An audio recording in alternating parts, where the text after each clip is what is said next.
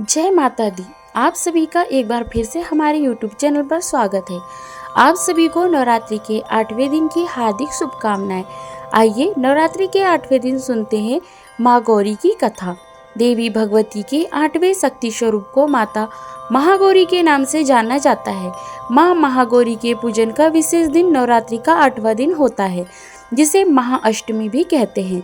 इस दिन संपूर्ण विधि से माता महागौरी का ध्यान और पूजा करने से भक्तों का कल्याण होता है और इनकी कृपा से कई असंभव कार्य संभव होने लगते हैं। दोस्तों, माँ गौरी का स्वरूप बहुत ही गौरवर्ण और दिव्य माना गया है।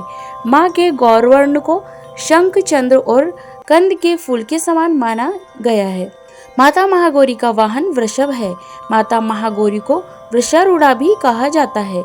माँ पार्वती की 4 भुजाएं हैं। इनके एक दाहिने हाथ में त्रिशूल और दूसरे दाहिने हाथ अभय मुद्रा में है।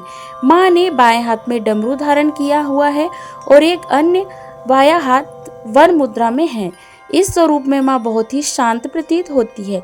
माता महागौरी पूर्णतः श्वेत वस्त्र और आभूषण धारण करती है, इसलिए इनका एक नाम श्वेतांबर धरा भी है। अब मैं आपको सुनाती हूँ माता महागौरी की उत्पत्ति की कथा। पुराणों से पता चलता है कि अपने वात्सल्य काल से ही माँ पार्वती मन ही मन भगवान शिव को अपना पति मान चुकी थी। भगवान शिव से विवाह करने के लिए माँ पार्वती ने कई वर्ष तक कठोर व्रत और तपस्या की, जिससे उनका पूरा शरीर श्याम वर्णी अर्थात काला हो गया। और फिर एक ऐसा समय आया जब भगवान शिव माता पार्वती की कठिन तपस्या से प्रसन्न हो गए और उन्हें पत्नी रूप में स्वीकार कर लिया। इस तरह माँ पार्वती की अपने मन पसंद वर को पाने की तपस्या पूरी हुई। इसके बाद माँ ने जाकर गंगा जल से स्नान किया और स्वयं को शुद्ध किया। वर्षों तक किए गए कठिन तप और उसके बाद किए गए गंगा जल से स्नान से माता का रूप अत्यंत गौरवर्ण और कांतिमय हो गया। माँ की आभा एक शंख और चंद्र के समान श्वेत हो गई और इसलिए उन्हें अति गौरवर्ण के कारण उन्हें देवी महागौरी के नाम से जाना जाने लगा। चलिए अब जानते हैं नवरात्रि के 8वें दिन माता गौरी की पूजा से जुड़ी और भी अन्य जानकारियाँ और इससे क्या लाभ है।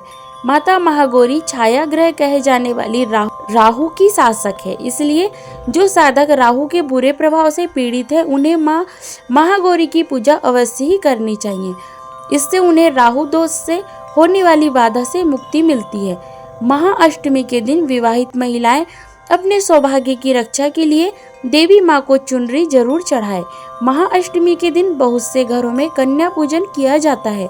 कन्या को साक्षात माँ दुर्गा का रूप माना जाता है, इसलिए इस दिन कन्याओं को घर बुलाकर उन्हें हलवा, पूरी, खीर, चने आदि का भोजन करवाने से माँ आदि शक्ति सारे दुखों को दूर कर सुख का आशीर्वाद देती है।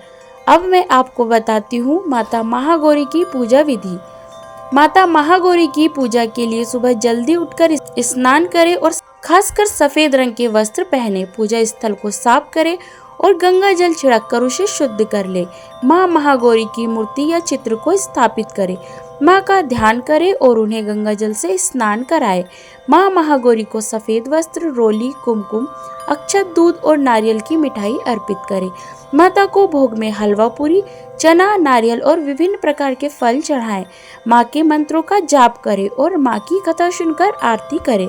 कन्या पूजन करें। अष्टमी के दिन 9 कन्याओं को देवी का रूप मानकर भोजन कराएं और उन्हें उपहार और दक्षिणा देकर विदा करें। पूजा के अंत में दुर्गा चालीसा या दुर्गा सप्तशती का पाठ करना भी बहुत शुभ माना जाता है। माता महागौरी को प्रसन्न करने से सुख, सौभाग्य और धन ऐश्वर्य की प्राप्ति होती है। यह पूजा समस्त पापों का नाश करती है और हमारी मनोकामनाएं पूर्ण करती है। 8वें दिन की पूजा से समर्पित जीवन साथी भी मिलता है।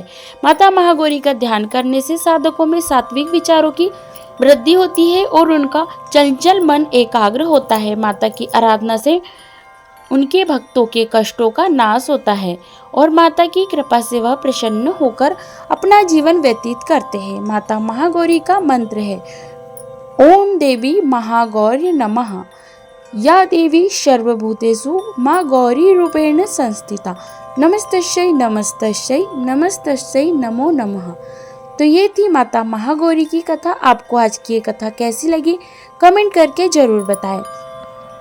वीडियो अच्छी लगी हो तो लाइक ज़रूर करें और अभी तक आपने मेरे चैनल को सब्सक्राइब नहीं किया है तो सब्सक्राइब कर लें।